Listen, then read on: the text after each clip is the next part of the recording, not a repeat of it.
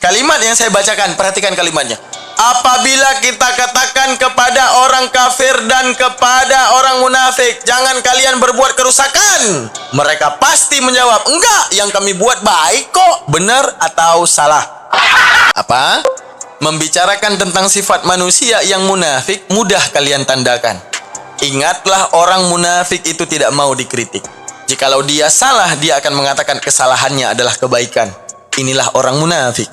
Tanda orang kafir, saat mereka telah kafir dan ingkar kepada Allah, dan saat itu mereka melakukan kerusakan di muka bumi ini, ketika kau ingatkan mereka, mereka pasti akan mengatakan mereka juga berbuat kebaikan. Nah itu.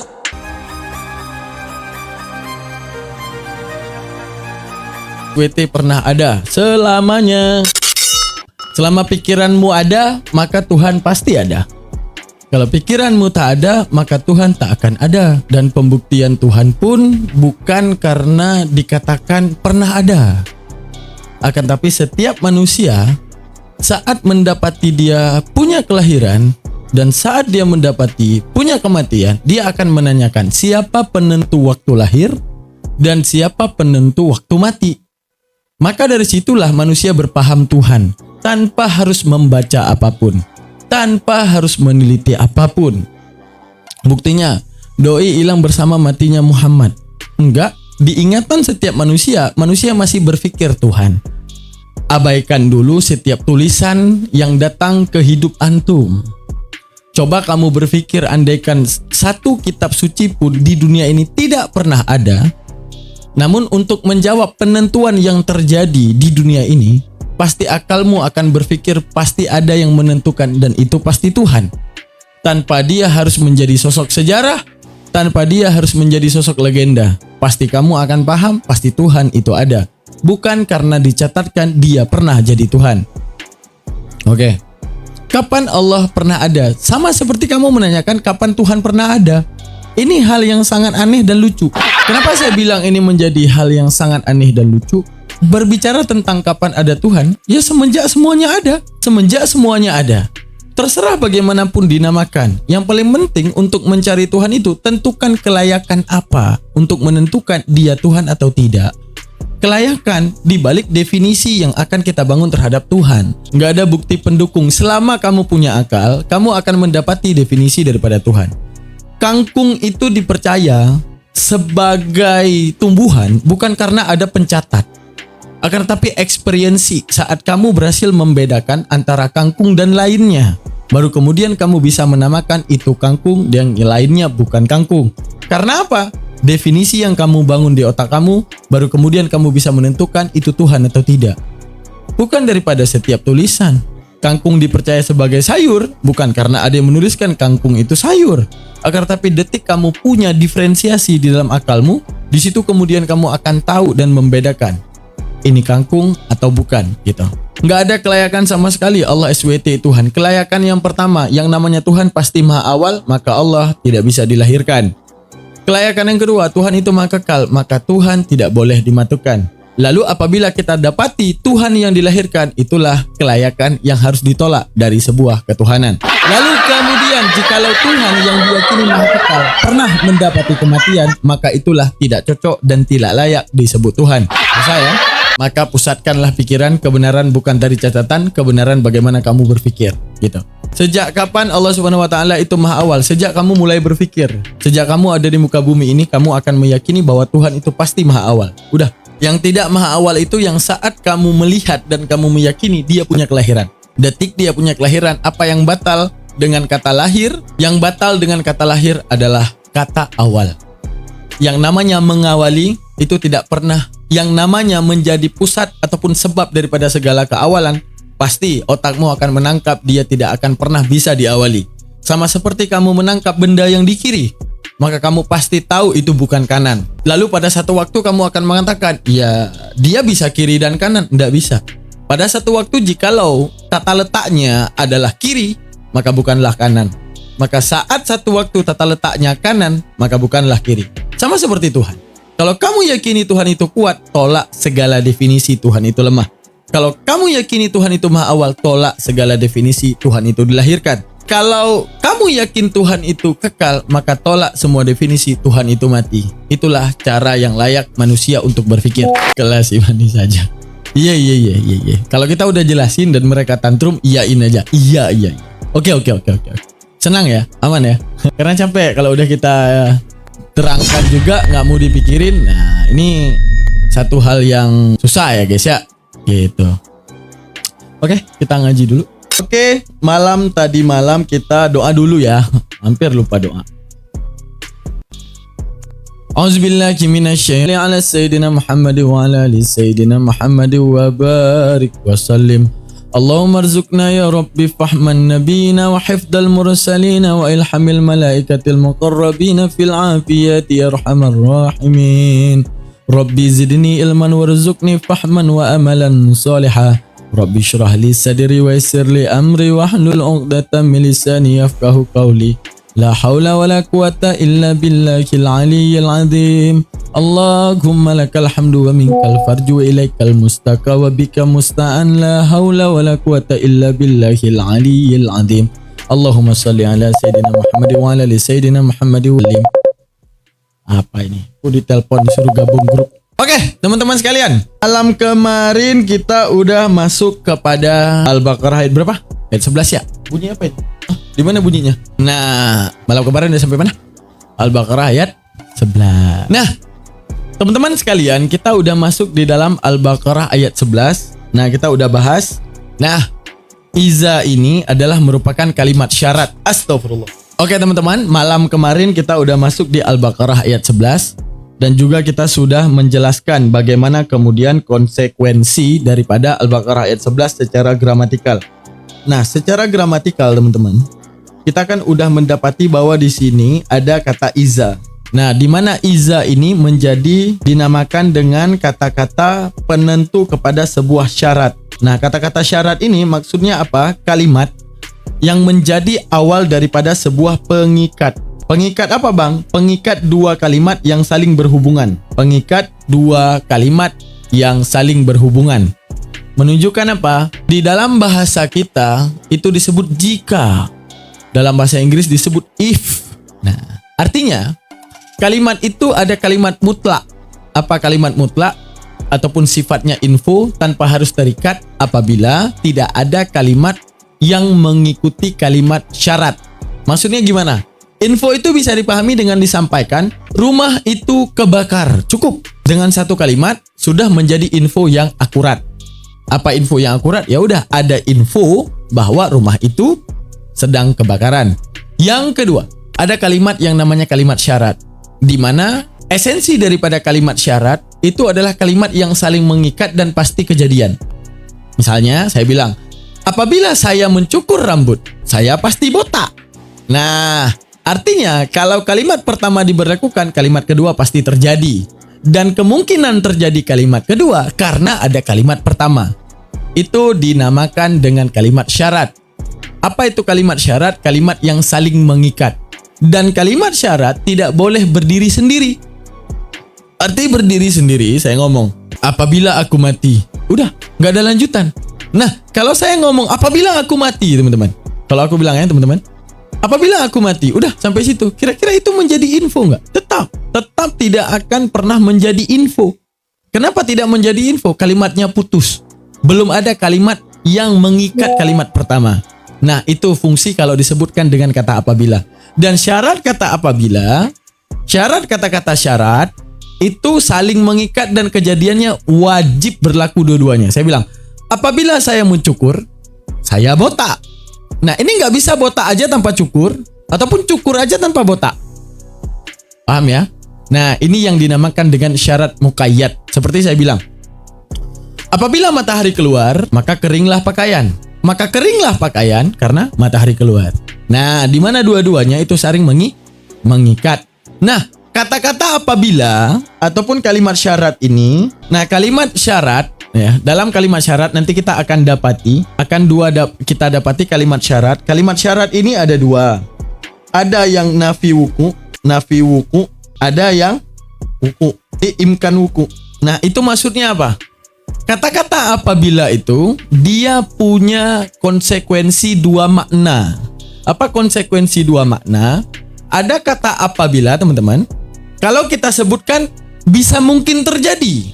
Dan kata apabila juga ada sesuatu yang disebutkan hanya sebagai perandai-andaian dan tidak mungkin terjadi. Contoh, saya bilang, apabila saya makan, saya akan kenyang.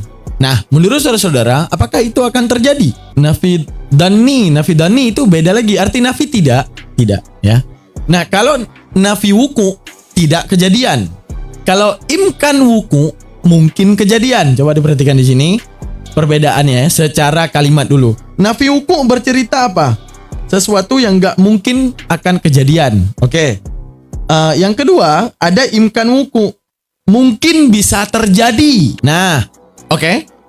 Kalau kejadian, ya, artinya sifatnya nafi wuku. Kalau kejadian sifatnya imkan wuku, saya bilang, apabila saya mati, keluarga akan menangis. Ini mungkin nggak terjadi, teman-teman.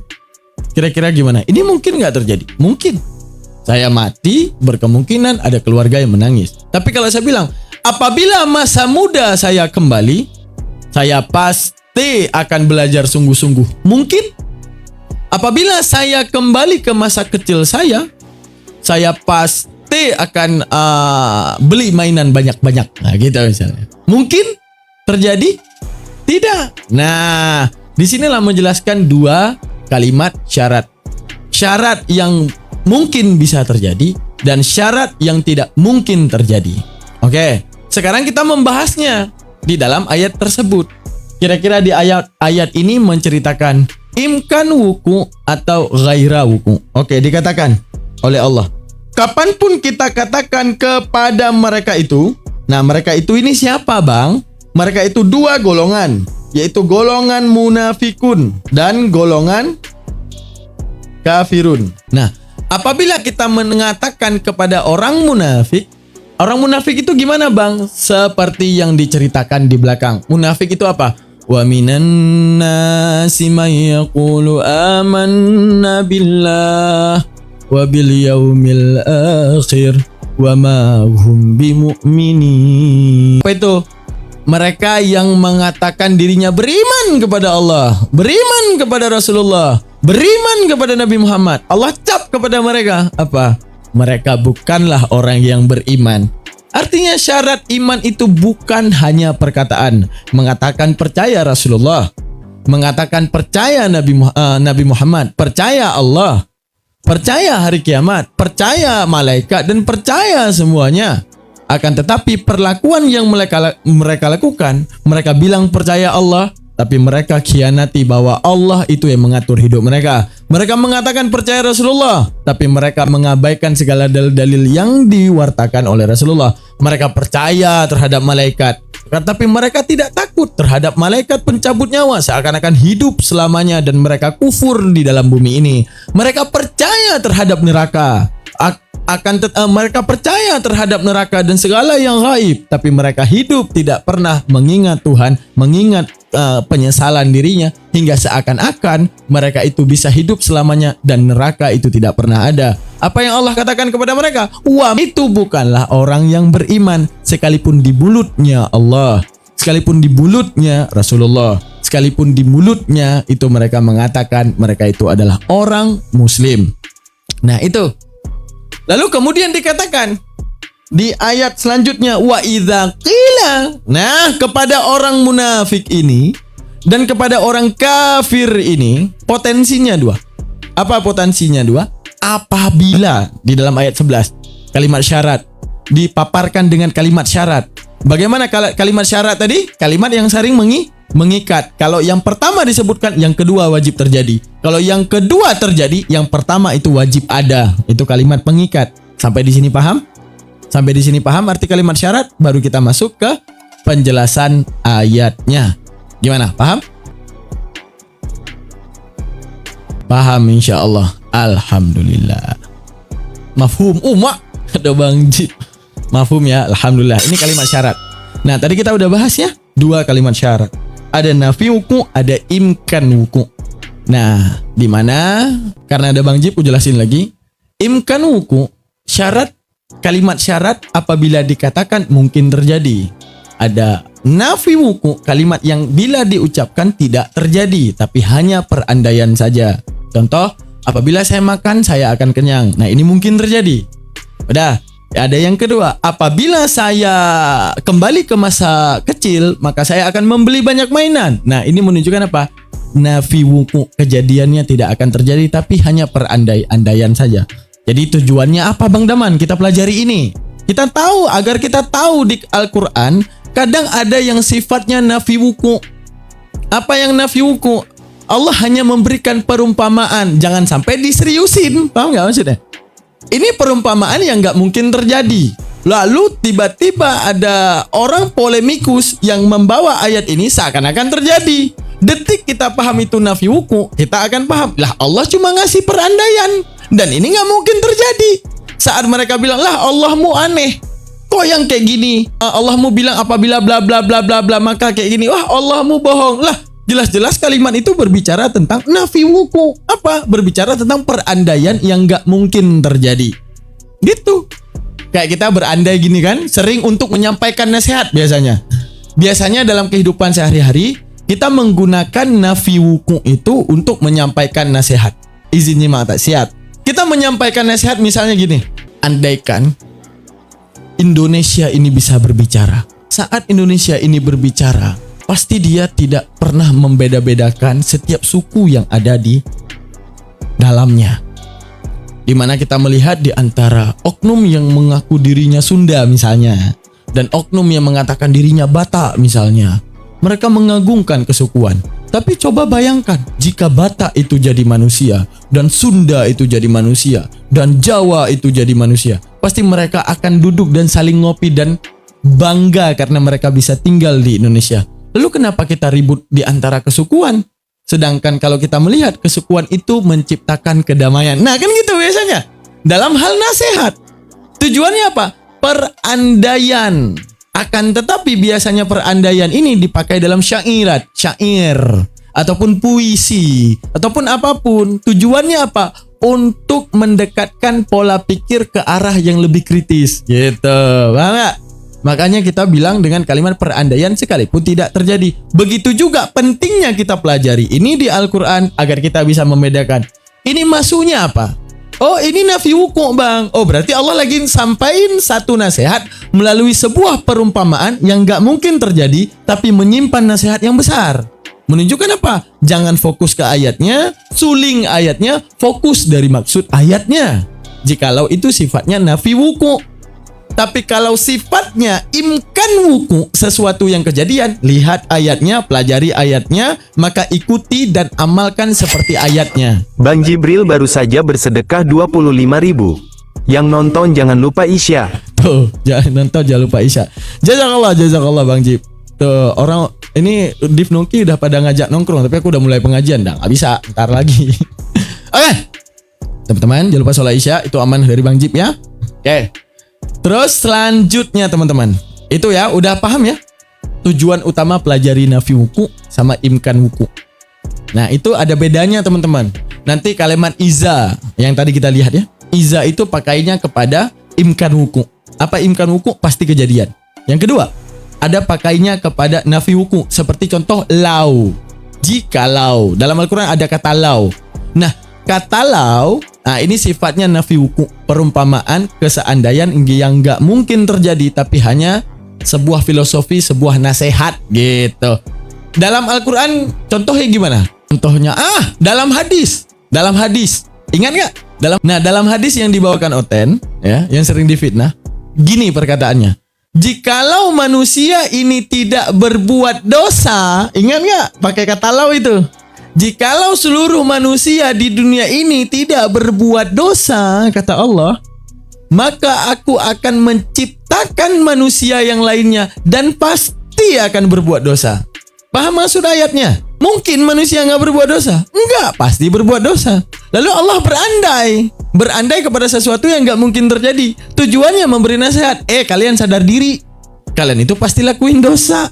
Butuhnya ampunanku agar kalian terampun dari dosa. Gitu. Jangan sampai jadi apologetika Kristen yang sampai di situ dipermasalahin. Padahal itu keseandaian yang nggak mungkin terjadi. Dipermasalahin. Loh, Allahmu misalnya kan? Ya Allahmu kayak mana ini? Dia memang butuh banget manusia berdosa. Buktinya ini hadisnya. Kalau ada manusia yang tak berdosa, maka kuciptakan dunia lain yang manusia di dalamnya pasti berdosa. Ini ketawain aja. Kenapa kita ketawain aja? Karena sifat lau di situ adalah nafi wuku, enggak mungkin kejadian. Seakan-akan berarti kalau nafi wuku yang kita tinjau jangan lagi hadisnya, matannya. Yang kita tinjau apa? Info apa yang muncul dari indikasi otak kita bahwa ini manusia pasti berdosa. Allah bilang jikalau ada manusia diciptakan oleh Allah tidak berdosa, diciptakan manusia baru. Mungkin nggak berdosa? Nggak mungkin. Berarti Allah bercerita kepada sesuatu kalimat syarat yang sifatnya enggak terjadi, keseandai-andaian daripada Allah untuk menjadi nasihat kepada kita. Apa? Bahwa kalian pasti dosa, maka kalian butuh kepada ampunanku dan sadar diri kalian pasti dosa. Saking Allah memberikan perumpamaan tidak mungkin manusia ini tidak berdosa gitu. Makanya kalau seandainya kita debat sama Oten, gimana cara kita jelasin? Bang, itu bang nafi wuku bang, nggak berbicara tentang seandainya, itu udah nggak guna di situ bang. Kenapa nafi wuku? Nafi wuku itu apa bang? Nafi wuku itu menjelaskan kepada kita siratan maknanya, bukan suratan daripada tulisan. Kalau saya bilang teman-teman, nih saya pengen uji teman-teman ya pemikirannya. Kalau saya bilang gini, apa tujuan saya? Coba perhatikan. Jikalau masa muda saya kembali, saya bilang ya, jikalau masa muda saya kembali, saya pasti adalah orang yang pertama giat belajar. Saya tidak hidup segembel ini. Apa yang mau saya sampaikan? Coba saya pengen tahu dari jawaban teman-teman yang ada di debat. Di room ini. Ya, tak mungkin terjadi. Bukan soal itu, bukan tak mungkin terjadinya. Yang ingin saya infokan ke antum itu apa? Saya bilang gini, kan ada nafi wuku ya. Nafi wuku itu tidak penyesalan. Mantap Bang Bukti. Nah, nih jawabannya dari Bang Bukti. Penyesalan. Nafi wuku itu bukan lagi bercerita tentang kalimat dasar ataupun kalimat tersurat, tapi siratan maknanya. Itu yang diceritakan oleh nafi wuku. Ingin perubahan diri, benar Bang Syam, tepuk tangan. Nah, itu fungsinya kita pelajari nafi wuku. Ingat, kalau imkan wuku ini berbicara suratan tulisan. Ke arah mana? Saya ngomong gini, saya tulis ya suratan tulisan. Apabila matahari keluar, oke? Maka pakaian saya akan kering. Nah, ini infonya apa? Ya benar. Kalau matahari keluar, nanti pakaian saya pasti kering. Ini namanya imkan wuku. Jadi suratannya yang dipelajari. Oke? Tapi kalau nafi wuku, ini siratannya yang dipelajari. Kalimatnya berbicara ini, kita harus pelajari maksud kalimat berbicara apa. Itu kalau kita masuk ke dalam teori nafi wuku. Nah, saya ngomong nih kepada antum semua. Apabila ibu aku dan bapak aku masih hidup, pasti hal yang pertama kulakukan adalah kutinggalkan semua aktivitasku, maka akan kutemani mereka di masa tua. Karena diriku terlalu lalai, sehingga aku tak menyempatkan waktu untuk mereka. Nah, kira-kira menurut teman-teman sekalian, info apa yang ingin saya sampaikan? Berbakti ke orang tua, benar. Penyesalan, kata Bang Bukti, benar juga. Ingin berbakti segenap jiwa, benar. Info kenangan, masalah. Penyesalan, kesempatan, benar. Nah, udah paham sekarang? Udah paham maksud daripada penjelasan dan tujuan memahami kan wuku dan nafi wuku? Udah paham tujuan mempelajari nafi wuku dan imkan wuku? Sudah paham? Insya Allah paham. Oke, kembali ke pertanyaan selanjutnya teman-teman.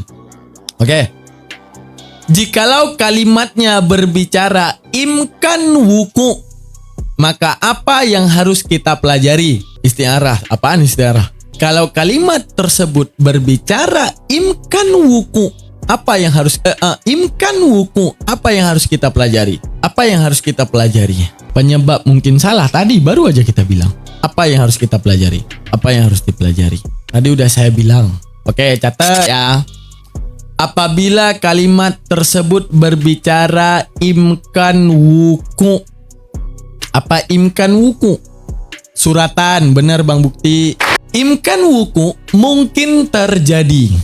Nah, apa yang harus kita pelajari? Suratan daripada sebuah tulisan, oke? Kalau itu nafi wuku, kalimat tersurat benar.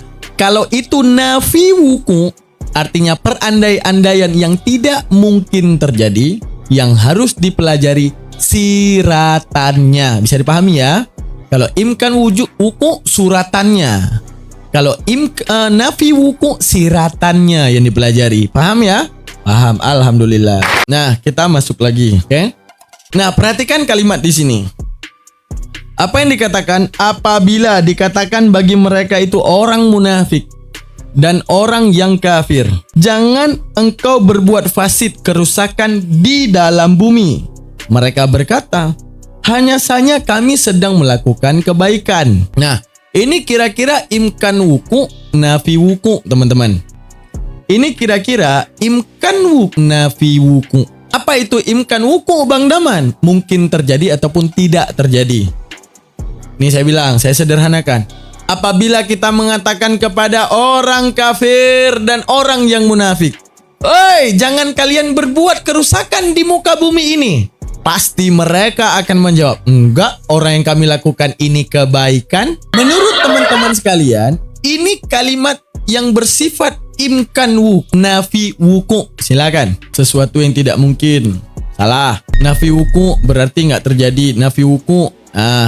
Imkan wuku lah. Ini adalah imkan wuku. Pasti kejadian. Artinya pasti kejadian bagaimana Bang Daman? Orang munafik itu, apabila kita bilang jangan berbuat kerusakan, mereka pasti bilang enggak kok, kami nggak buat kerasukan.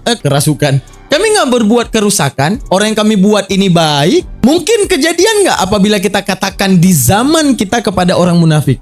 Misalnya ada orang berbuat pemerintah Indonesia. Pemerintah itu langsung ulti.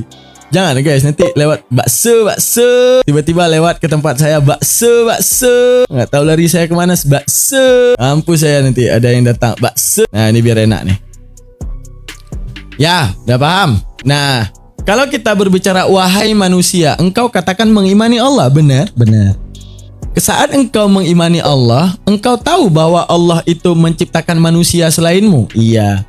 Kira-kira Allah itu bakal suka terhadapmu dan kira-kira Allah bakal suka terhadapmu saat kamu menzalimi sesamamu? Mereka menjawab, tidak. Makanya jangan berbuat kerusakan. Pasti mereka akan menjawab, enggak, yang kami lakukan ini udah sesuai seperti ini dan seperti ini. Yang kami lakukan ini udah seperti ini. Ini pasti baik. Nah, ini itu apabila orang munafik. Nah, kepada orang yang kafirun kita katakan, "Woi, kembalilah dan beriman kepada Allah. Jangan kalian berbuat kerusakan. Dengan kalian mengatakan diri kalian sudah pasti surga, sudah ditebus dan dosa kalian itu telah diampuni hingga kalian mampu berbuat seenaknya." Tidak ada satu orang manusia pun yang bisa berbuat seenaknya tanpa harus mempertanggungjawabkan, "Jangan berbuat kerusakan." Mereka pasti menjawab, "Enggak, orang yang kami lakukan baik kok. Kami menyembah Tuhan. Yang bagi kami ini adalah Tuhan. Tuhan kami begitu penyayang. Dan dengan darahnya kami ini semua dimaafkan." Benar nggak? Benar. Maka kalimat di sini sifatnya apa? Imkan wuku apa nafi wuku, teman-teman? Sekali lagi ini saya tanya. Kalimat yang saya bacakan, perhatikan kalimatnya. Apabila kita katakan kepada orang kafir dan kepada orang munafik, jangan kalian berbuat kerusakan. Mereka pasti menjawab, enggak, yang kami buat baik kok. Benar atau salah? Benar atau salah? Imkan wuku, benar. Mungkin kejadian. Imkan wuku. Bukan inkan, pakai M ya. Imkan wuku. Nah, berarti ini sesuatu yang kejadian ya teman-teman ya. Alhamdulillah. Tepuk tangan. Nah, ini menjadi mukjizat Al-Quran. Makanya dikatakan Al-Quran sebagai tuntunan kita. Bahkan Al-Quran membicarakan sifat manusia. Apa? Membicarakan tentang sifat manusia yang munafik mudah kalian tandakan. Ingatlah orang munafik itu tidak mau dikritik. Jikalau dia salah, dia akan mengatakan kesalahannya adalah kebaikan. Inilah orang munafik. Tanda orang kafir, saat mereka telah kafir dan ingkar kepada Allah, dan saat itu mereka melakukan kerusakan di muka bumi ini, ketika kau ingatkan mereka, mereka pasti akan mengatakan mereka juga berbuat kebaikan. Nah itu, gitu caranya teman-teman. Kayak si Pak Tua itu ya. Pak Tua mana nih? Ya? Pak Tua mana bang? Gak usah bawa saya ya. Kalau mau diculik tukang bakso sendiri-sendiri, nggak usah aja bakso. Nggak usah aja saya nanti, tiba-tiba nanti ada yang datang, guys. Mampus kita ya. Nah, teman-teman sekalian. Nah, kita masuk lagi ke pembahasannya. Ada bokir terus. Oke, teman-teman. Nah, berarti di sini daripada ini adalah kalimat imkan wuku, berarti pasti kejadian. Allah mengatakan ayat 11 ini adalah mukjizat. Cara engkau membedakan mana yang mukmin, mana yang munafik. Yang munafik itu tak pernah bisa dikritik. Akan tetapi dia tidak pernah sadar bahwa dia adalah orang yang berlaku zalim. Yang dia selalu sadari, dia selalu berbuat baik. Tidak pernah dia itu berbuat buruk. Itulah orang munafik. Oke, kita lanjutkan ke ayat selanjutnya. Di ayat selanjutnya, Allah menjawab. Apa yang Allah jawab? Lannahum humul mufsiduna walakin la yash'urun. Apa yang Allah jawab? Ingatlah, sesungguhnya merekalah yang berbuat kerusakan, tetapi mereka tidak menyadarinya. Oke, untuk malam hari ini ingat dulu ya, yang tadi jangan lupa teorinya teman-teman. Catat, biar kita tahu dalam Al-Quran. Ada imkan wuku, ada nafi wuku. Kalau itu kalimat berupa apabila, jikalau, dan jika. Ingat ya, imkan wuku dan nafi wuku. Catat kalau bisa. Oh enggak, nanti nonton ulang di YouTube saya. Ngaji kala asa. Nah, nonton ulang, catat ulang. Ya, imkan wuku dan nafi wuku. Kita lanjutkan penjelasannya. Nah, di sini ada yang namanya hamzah ingkari. Apa itu hamzah ingkari? Perhatikan, di sini ada yang namanya hamzah ingkari, teman-teman. Apa itu hamzah ingkari? Adalah pertanyaan yang tidak butuh tidak jawab, tapi ini pertanyaan untuk penegasan. Oke? Paham maksudnya? Dalam hidup kita, pertanyaan itu dalam sistemasi bahasa ya. Pertanyaan itu punya dua potensi, teman-teman. Apa pertanyaan punya dua potensi? Pertanyaan itu punya dua kegunaan. Ada pertanyaan untuk dijawab. Apa? Contoh, apakah kamu mencontek? Perlukah itu jawabannya? Saya tanya. Apakah kamu mencontek? Nah, inikah pertanyaan yang butuh jawaban? Coba. Butuh jawaban. Oke. Berarti ini kalimat yang butuh jawaban ya. Oke. Yang kedua, apakah kamu mengira kalau kamu mencontek kamu akan jadi orang pintar? Nah, apakah ini kalimat yang butuh? Apakah kamu mengira dengan kamu mencontek kamu adalah orang yang pintar? Hah? Kamu nggak tahu kalau apa yang kamu lakukan itu adalah curang. Butuh kayaknya? Nggak ada. Nggak butuh. Kita biasanya mengeluarkan kalimat tersebut untuk menasehati orang. Dan orang itu pasti terdiam gitu. Karena apa? Takut. Kita punya anak. Nak, apakah kamu mengira kalau kamu keluar dari rumah nggak pulang-pulang ibu nggak khawatir? Ibu khawatir tahu. Paham? Paham maksud di sini? Nah, ada dua konsekuensi bertanya. Ada yang namanya bertanya untuk dijawab, namanya istifham. Yang kedua, ada yang namanya ingkari. Apa itu istifham? Bertanya. Ada yang kedua, ingkari. Bertanya untuk menegaskan. Nah, seperti di ayat ini. Di ayat ini sifatnya adalah ingkari. Apa yang ditanyakan? Apa enggak? Nah, paham enggak? Apa enggak? Bahwa sesungguhnya mereka itu melakukan kerusakan, akan tetapi mereka tidak menyadari. Taukid, benar, taukid boleh. Apa enggak? Nah, kata Allah, bahwa sesungguhnya mereka itu kafir dan munafik adalah orang yang pasti melakukan kerusakan, akan tetapi mereka tidak menyadari. Setuju nggak kalau ayat ini berlaku sampai sekarang? Setuju nggak kalau ayat ini sampai sekarang berlaku, Bang? Apa enggak, kata Allah? Sesungguhnya, kalau udah ada kata sesungguhnya ini, kepastian terjadi. Emang benar, kata Allah? Apa enggak? Emang benar. Mereka itu, coba lihat si munafik-munafik dan si kafir-kafir ini. Mereka berbuat kerusakan di muka bumi ini. Tapi mereka enggak sadar kalau itu ngerusak. Setuju? Setuju ya? Nah Allah mau bilang, kalau yang mengatakan dirinya beriman gimana, Bang? Benar, kata Allah, itu orang munafik. Mereka percaya Allah menciptakan. Mereka percaya Allah menciptakan dia. Mereka percaya bahwa Allah melarang dia untuk berbuat kekufuran, untuk berbuat kezaliman terhadap manusia lainnya yang dicintai Allah. Makanya Allah buka ayat Al-Quran dengan Bismillahirrahmanirrahim. Yang kafir kau sayangi, yang Islam kau sayangi. Kenapa? Aku menyayangi mereka dengan Rahman dan Rahimku. Engkau sebagai manusia yang bukan Tuhan, jangan berlaku mungkar kepada mereka. Siap ya Allah? Oke. Lalu dikatakan, jangan berbuat kerusakan. Pasti mereka akan menjawab, enggak kok, apa yang kami buat ini hal yang baik. Pasti. Makanya Allah tolak iman mereka. Apa Allah tolak? Ini orang yang di mulutnya mengatakan percaya kepada Allah dan percaya kepada Rasulullah, jangan langsung percaya. Kenapa? Lihat dari apa yang dia lakukan. Kalau dia percaya aku, maka dia akan menjadikan setiap manusia adalah amanah untuknya. Haram dia berbuat zalim, karena aku sebagai Tuhan tidak pernah zalim kepada setiap manusiaku. Di mana yang kafir bahkan yang tidak menyembahku, yang selalu berkufur terhadapku, adakah nafas yang kutahan? Adakah rezeki yang tak kuberikan? Adakah perut mereka yang kubuat lapar? Tidak. Semua berjalan seadanya. Saat mereka berbuat baik, kubalaskan dengan segala kebaikanku di dunia. Maka di akhirat azab yang sangat pedih. Tenanglah wahai manusia yang beriman.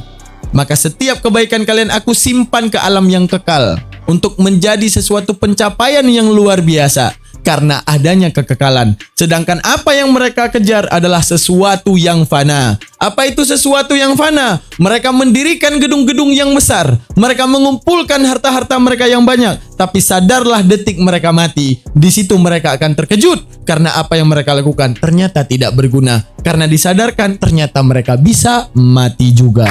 Tapi engkau wahai umat Islam, simpan semua kebaikanmu dengan pahalaku untuk menjadi ganjaran terbaik, yaitu kehidupan kekal yang ada di surga. Ada sesuatu yang tak pernah kau lihat di dunia, yaitu istana yang kusiapkan kepada kalian. Jika suatu saat kalian terkejut, itulah pembalasanku, di mana itu istana dapat kau miliki selamanya. Dan saat engkau melihat segala kenikmatan surga, ingat engkau akan miliki itu selamanya. Sedangkan mereka kafir, sedangkan mereka munafik, hanya akan mendapati semua kezaliman daripada hasil kezaliman mereka hanya di dunia saja. Detik mereka disadarkan oleh kematian, di detik itu mereka menyesal dan meminta kembali ke dunia hanya untuk berlaku baik, namun itu sia-sia. Paham ya? Gitu guys. Jadi nggak usah terlalu kejar-kejar dunia. Kalau nggak mati kejar dunia. Kalau nggak mati kan kita nggak ada matinya nih. Korupsi. Saya udah bilang pengajian kita malam ini cara korupsi yang baik. Cara nyolong yang baik. Cara ngambil mobil orang yang baik. Cara mencari. Iya. Kenapa? Karena selamanya kalau nggak punya rugi banget. Rugi kalau nggak punya. Rugi. Karena selamanya guys. Tapi kalau seandainya harus ada mati, wah nggak usah buang-buang waktu deh. Kayaknya baru kemarin kita tamat SMP, tapi sekarang berapa sudah umur kita? Sejauh apa sudah kita melangkah? Jadi jangan terlalu berpikiran bahwa kita akan hidup begitu panjang, gitu ya.